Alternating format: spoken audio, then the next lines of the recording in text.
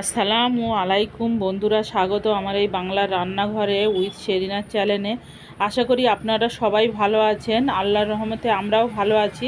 তো দেখুন আজকে আমি কি রান্না করি। প্রথমে খুব সামান্য তেল দিয়েছি। এখন রোজার মাছে বেশি তেল খাওয়া মোটেই ভালো না।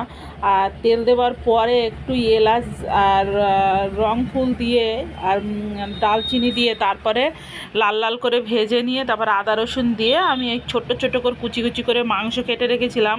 সেই মাংসটা আমি আগে সবার প্রথমে কষে নেব। যেহেতু মাংসটায় অনেক চর্বি আছে, ওই জন্য চর্বির জন্য আমি তেল কম দিয়েছি। আর যেহেতু এখন রোজার মাসে বেশি তেল খাওয়া মোটেই ভালো না, হয়তো ডুবু ডুবু তেল খেতে আমার একদম ভালো লাগে না।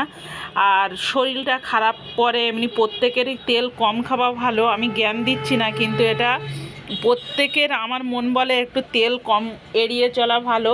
হয়তো মাঝে মধ্যে একবার তেল খেলাম ঠিক আছে, কিন্তু এই এই যে চর্বি আছে, এই চর্বিতে তাই কত তেল বার হবে। আর এর থেকে বেশি তেল দিয়ে আমি কি করব।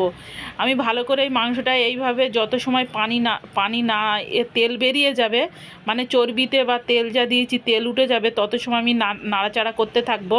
তা দেখুন নাড়াচাড়া করতে করতে করতে করতে আমার রোজামুখী আমার কষ্ট হচ্ছিল। আর কটা কাজ করবো, এ সাইডে এই কাজ করছি, ফল কাটছি, রান্না করছি, কোটা বাছা করছি, ভাত চাপাচ্ছি, করতে করতে আমার মাথা খারাপ। আর দেখুন মানে এই দেখেন তেল উঠে গেছে, দেখেছেন কি সুন্দর তেল উঠে গেছে। এবারে আমি মানে কি দিলাম বুঝতেই তো পারলেন। ঝাল, লবণ আর আপনার হলুদ তা দিয়ে এটা কষিয়ে নিয়ে আমি হালকা করে পানি দিয়ে তারপর আমি বুটটির ঘুগনিটা সিদ্ধ করে রেখেছিলাম। খুব সিদ্ধ হয়ে গিয়েছিল। সেইভাবে আমি বুটির ঘুগনিটা দেবো, মাংসটা আমি ভালো করে গন্ধটা মেরে নিচ্ছিলাম।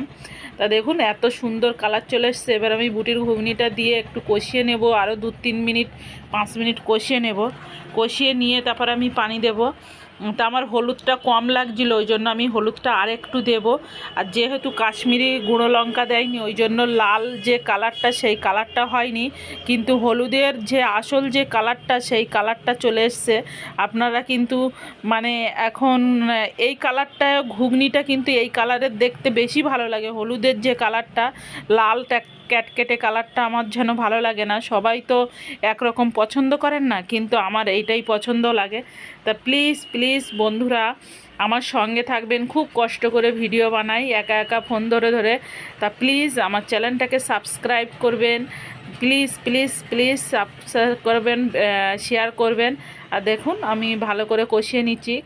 কষিয়ে নিয়ে যেহেতু আমি সিদ্ধ করে নিয়েছি আলু আর মটরটা, তা এমনি একটু মানে একটু গাঢ় ঝোল করবো, এমনি একটু নাড়াচাড়া করছি। ওই জন্য নাড়াচাড়া করে করে একদম বুটটা এত সুন্দর ঠিক পারফেক্ট গলে গিয়েছে। খুব বেশি গলেনি, কম গলেনি, একদম ঠিক পারফেক্ট গলে গেছে। দেখেন আমার কষানো হয়ে গিয়েছে। এবার আমি আরেকটু সামান্য পানি দিয়ে তারপরে আমি কষিয়ে নেব। কষানোর পরে একেবারে পানি দেব।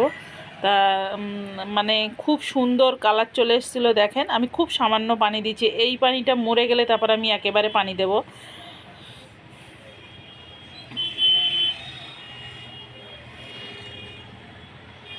দেখেন আমার পানিটা মরে গেছে। এবারে আমি একেবারে পানি দিয়ে দেব। এই রোজার সময় কি বলুন তো বন্ধুরা, আজকে এত রোদ্দুর পড়েছে যে মানে ইফতারি করতে গিয়ে এক মগ পানি খেয়ে আমার একদম ওঠার ক্ষমতা থাকে না। আমি পানিটা বেশি খেয়ে ফেলি কোনো দিন, ওই জন্য পানি খেলে বেশি কষ্ট হয়, একদম খেতে পারি না কিচ্ছু। আর দেখুন মানে আমার রান্নাটা হয়ে এসছে বন্ধুরা। এবারে আমি পানি দিয়ে দেব। মানে আপনারা যদি মনে করেন যে আমি কষা কষা রান্না খাবো, তাহলে অল্প পানি দিতে পারেন। আমি একটু ঝোল ঝোল খাবো বলে আরেকটু পানি দেব। কিন্তু দেখেন কত সুন্দর কালার চলে এসছে, একদম হলুদের পারফেক্ট কালারটা, সেইটা কালারটা চলে এসছে। রান্নাটা কিন্তু খুবই মজার হয়েছিল, খুবই সুন্দর হয়েছিল, আর মানে খুব টেস্টি হয়েছিল। দেখেন খুব সুন্দর একদম বুট টুটগুলো কত সুন্দর একদম গলে গিয়েছে, আর একদম সুন্দর হয়েছে। এবারে আমি আরও 2 মিনিট ফুটিয়ে নেব। 2-3 মিনিট ফুটে গেলে আমার হয়ে যাবে। দেখেন একদম আমার রান্না রেডি কমপ্লিট হয়ে গেছে আমার। মানে এবারে আমার নামিয়ে নেব, হয়ে গেছে আমার রান্নাটা।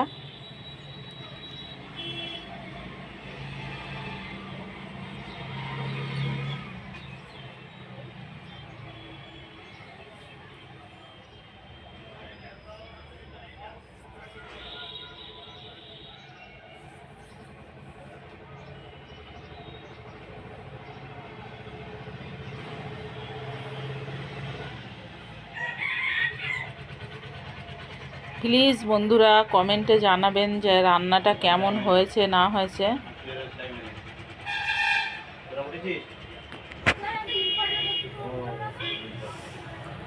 এই সঙ্গে আমি আজকে আরও একটা রান্না কি করব আপনারা দেখতে থাকুন।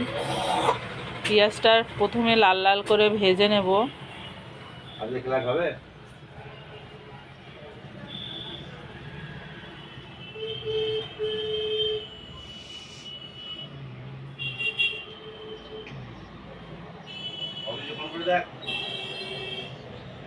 দেখুন বন্ধুরা আমি সজনার ডাঁটা রান্না করব। দেখুন বন্ধুরা রান্নাটা এইভাবে করছি, একদম প্লেনভাবে, বেশি মশলা দিয়ে রান্না করব না, একদম প্লেনভাবে রান্না করছি।